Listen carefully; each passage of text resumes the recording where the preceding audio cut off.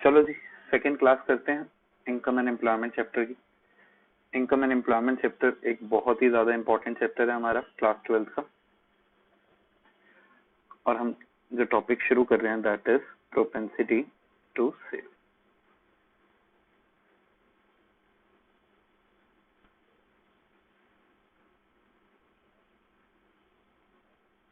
Propensity to save. Propensity to save में propensity का मतलब होता है प्रपोर्शन ऑफ इनकम। तो प्रोपेंसिटी टू सेव का मतलब हो गया proportion of income that is save, कि मतलब हम इनकम का कितना पोर्शन सेव कर रहे हैं और कितना पोर्शन हम स्पेंड कर रहे हैं। ओके, प्रोपेंसिटी टू सेव को हम दो पार्ट्स में डिवाइड करते हैं। One is average, that is average propensity to save, and another is marginal, that is marginal propensity to save. Average propensity to save यानी कि APS, marginal propensity to save यानी कि एमपीएस। ठीक है, average propensity to save यानी APS and marginal propensity to save यानी कि MPS. अब एवरेज प्रोपेंसिटी टू सेव का फॉर्मूला होता है APS is equal to S upon Y and MPS marginal propensity to save is equal to change in saving upon change in Y. Okay,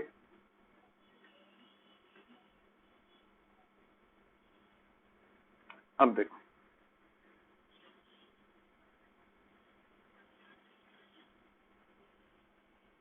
हमें income दे रखी है,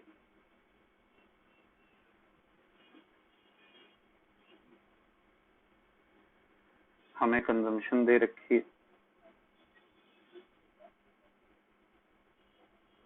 ठीक है, saving हम निकाल लेंगे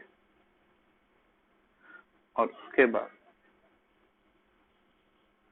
लेट्स सपोज हमें एपीएस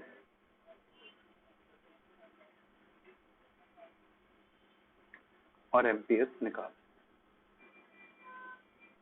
ओके, अब इनकम दे रखी है 0, 100, 200, 300, 400, 500, 600।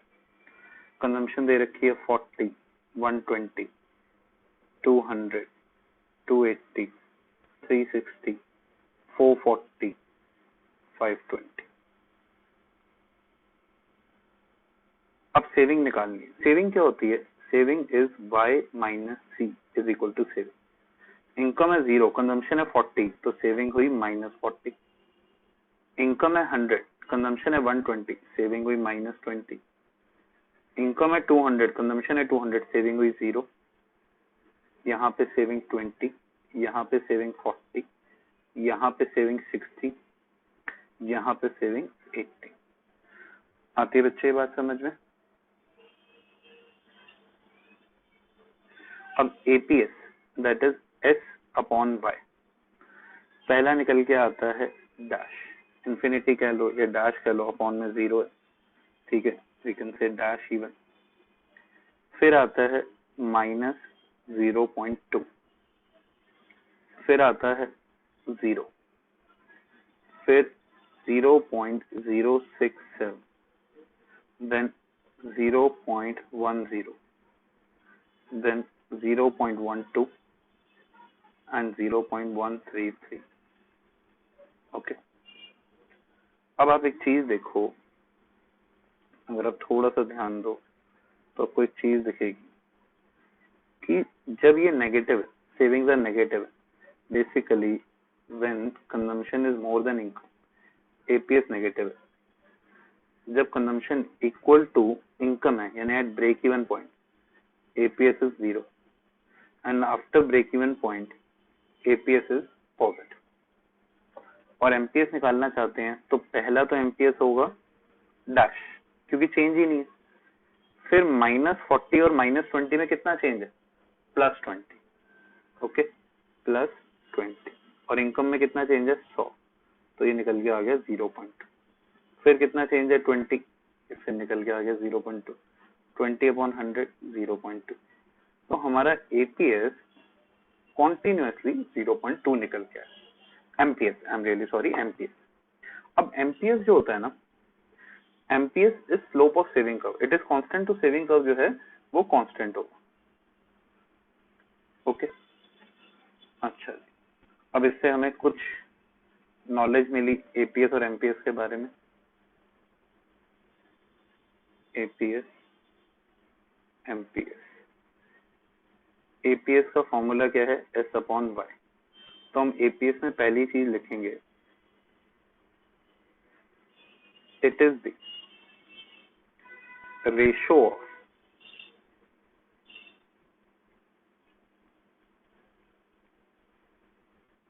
Saving to income. फिर एक बात बताओ, एपीएस नेगेटिव हो सकता है? बताओ, नेगेटिव ऑल्सो। कब?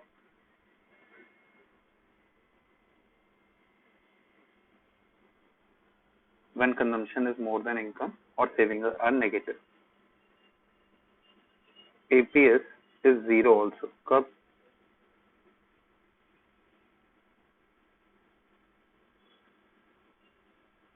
That is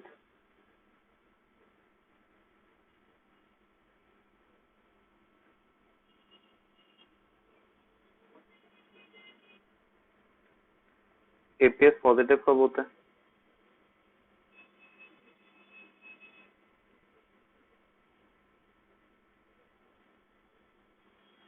बिल्कुल, when consumption is less than income।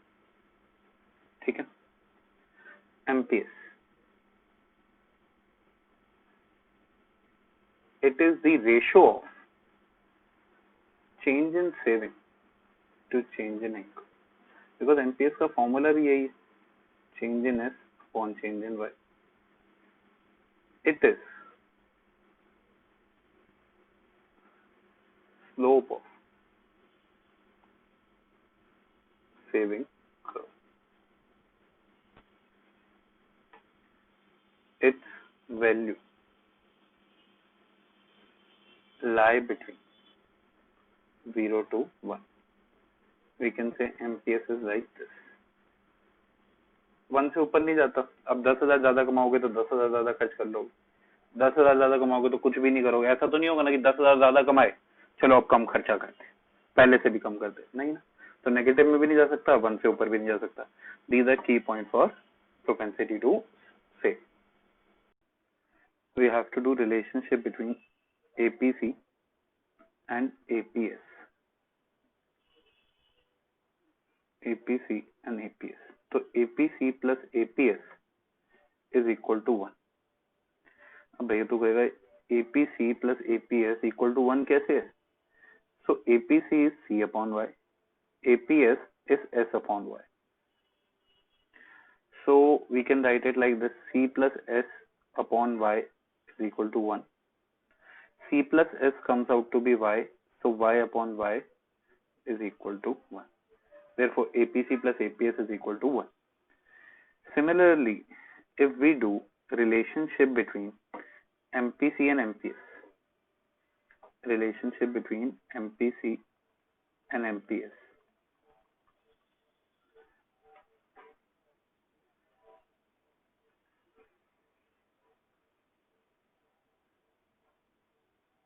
between MPC and MPS.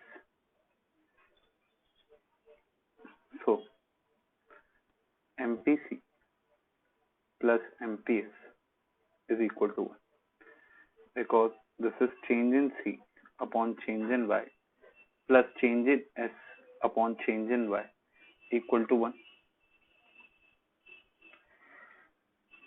We can write it like this, change in C plus change in S upon change in Y. Change in C plus change in S is change in Y, so change in Y upon change in Y is equal to 1. Okay, we can see that does it practically work or it is just theoretical. Okay,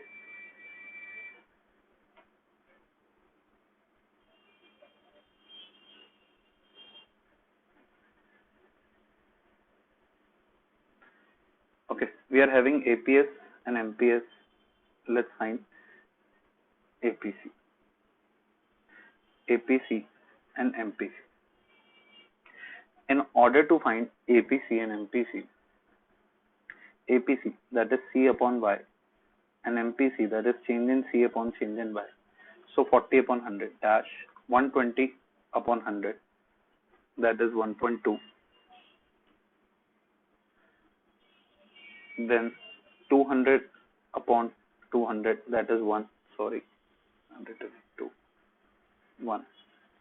Then it is 0.933. 280 by 300, 360 by 400, 0.90. 440 upon 500, 0.88. 520 upon 600, it comes out to be 0.867. MPC, change in C, 40 and 120, 80. 80 upon change, 0 and 100, 100, 0.8. Then 120, 200, 0.8, 0.8, 0.8, and 0.8. So all the figure comes out to be 0.8. Now, what you have to keep in consideration, कौन सा colour, pink ले लिया, no, girlish colour, green, ठीक है, कोई matter नहीं करता, girlish colour भी ले सकते. 0. minus 0.2 plus 1.2, it comes out to be 1. 0 and 1, it comes out to be 1. 0.067, 0.933 comes out to be 1. 0.10, 0.90 comes out to be 1. This also on adding comes out to be 1. This also comes out to be 1. Similarly, 0.2 plus 0.81, all of them are 0.2 and 0.8, so 1. So हमें यहाँ से proof हो जाता है कि हाँ APC plus APS 1 होता है और MPC प्लस MPS 1 होता है. ठीक है, जो इसका गेट अवे है, जो चीज हमारे को समझनी है वो ये है. And these are going to help us in numericals. जब हम न्यूमेरिकल्स कर रहे होते हैं तो फॉर्मूला यूज होता है. अब इन द गिवन क्वेश्चन, अब देखो जो क्वेश्चन नंबर 1 है, इस क्वेश्चन नंबर 1 में हमें डिस्पोजेबल इनकम दी हुई है 1200.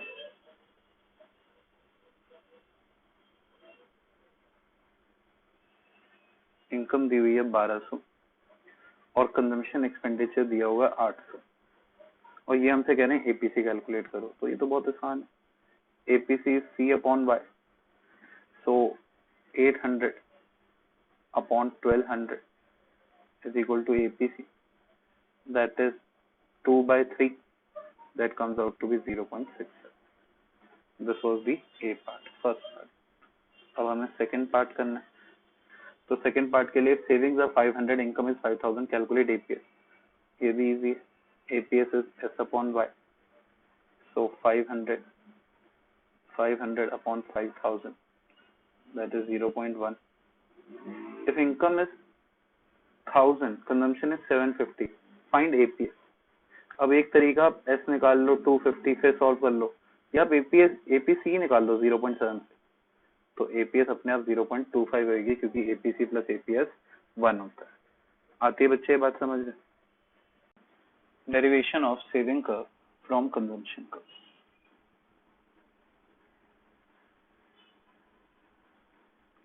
अब इसका मतलब होता है कि हमें कंजम्पशन कर्व गिवन है और उस कंजम्पशन कर्व से हम सेविंग कर्व को निकालना चाहते हैं. We want to find saving curve from consumption curve.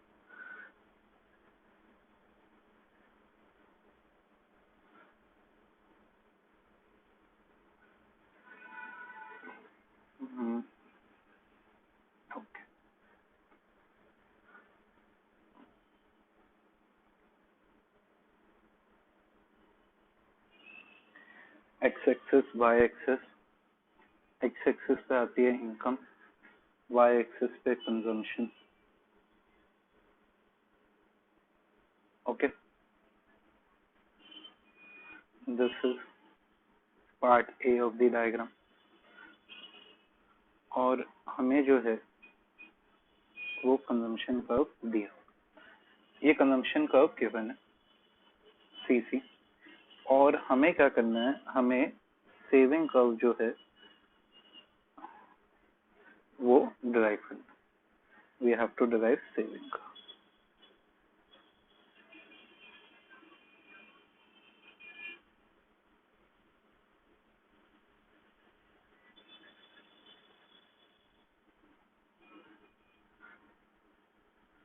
X axis को वाई एक्सिस और हमें सेविंग कर्व ड्रॉ करना। अब in order to derive saving curve हम सबसे पहले क्या करते हैं, एक 45 डिग्री लाइन बनाते हैं या दैट शोज इनकम। अब ये इनकम कर्व की लाइन 45 डिग्री की होती है, क्यों होती है वो मैं तुझे बाद में समझाऊंगा, बट होती 45 डिग्री की है, ये हमने आगे पढ़ना, ठीक है। अच्छा जी, अब हमें सेविंग कर्व ड्रॉ करना है। अब देखो इस कर्व में ना तीन चीजें हमें दिखेंगी।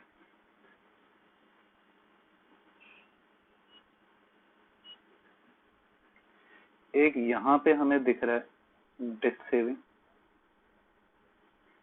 यहाँ पे इनकम और कंजम्पशन बराबर है, तो this is point B, break even, and this is positive save, ठीक है। तो सेविंग कर्व के भी तीन पहलू होते हैं, डेट सेविंग, ब्रेक इवन और सेविंग, और वही हम शो करें। जब हमारी इनकम है 0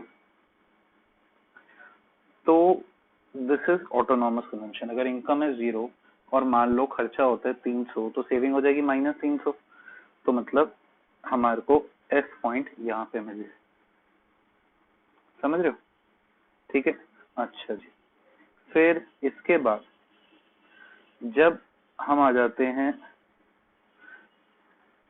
ओक्यू लेवल पे, तो इनकम इक्वल टू कंजम्पशन है। मैं एक और बार बना देता हूँ, थोड़ी सी सीधी नहीं खींची थी लाइन।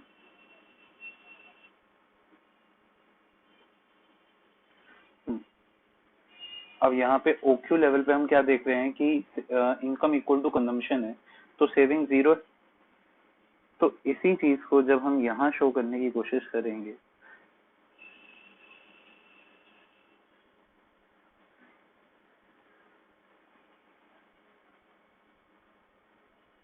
हम यहाँ से एक लाइन देंगे और ये लाइन यहाँ तक आ जाए, और इस लाइन को ना हम डॉटेड बनाते हैं, ठीक है। डॉटेड लाइन हो गई, इसे हम कहेंगे बी डैश, ये शो कर रहा है कि सेविंग 0। फिर इसके बाद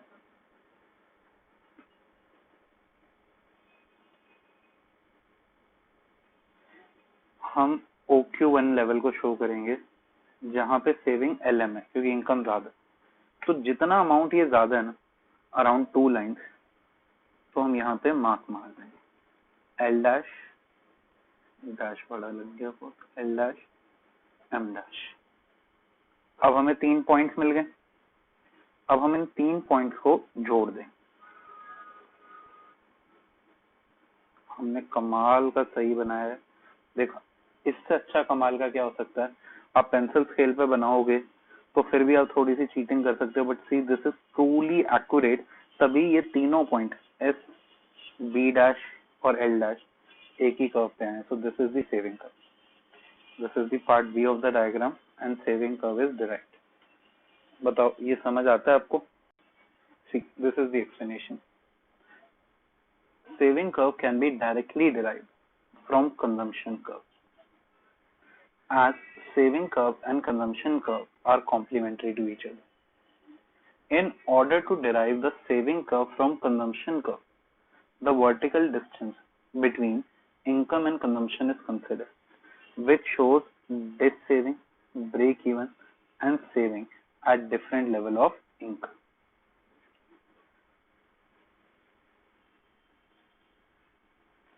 अब ये देखो, अब अगर आप डायग्राम में देखो तो देखो the difference between income and consumption is considered, which shows debt saving, break even and saving at different level of income, ठीक है। इसीलिए ये जो होता है हम इनका डिफरेंस देखते हैं। अब देखो in part A of the diagram, OX axis shows income and OY axis show consumption. CC is the given consumption curve. In part B of the diagram, OX axis shows income and OY axis shows saving. फिर हम explain करेंगे कि कैसे draw करा हमने को। At 0 level of income OC is the consumption, उसे हमने रिप्रेजेंट कर दिया OS बिलो द एक्सेस, ये हमें पहला पॉइंट मिल गया। फिर at OQ level of income, income is equal to consumption that is break even point, ये पॉइंट बी से रिप्रेजेंट होता है। इन पार्ट ए इसे हमने OB डैश से रिप्रेजेंट कर दिया, इन पार्ट बी ये हमें दूसरा पॉइंट मिल गया। और फिर at OQ1 level of income, income is more than consumption by LM, उसे हमने L डैश M डैश से रिप्रेजेंट कर दिया, ये हमारा तीसरा पॉइंट हो गया। तो हमें पॉइंट्स क्या मिले, S, B dash and L dash, इन्हें हमने ज्वाइन कर दिया, हमें सेविंग कर्व मिल गया। This is how we derive the saving curve.